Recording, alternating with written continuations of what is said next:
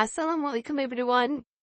This is the first video of my channel, so let's start. What do you need to do first if you want to speak English and understand others?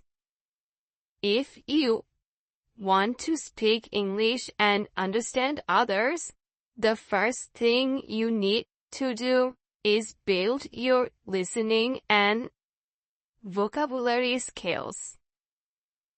That means listen to simple English every day, like songs, short videos, conversations. Learn common words and phrases people use in daily life.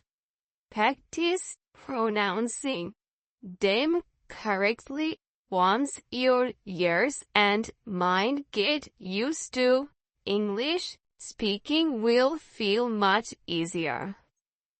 For example, kind of like learning to swim. By first getting comfortable in the water. So, start today, listen, learn, and practice, and soon you will be speaking with confidence.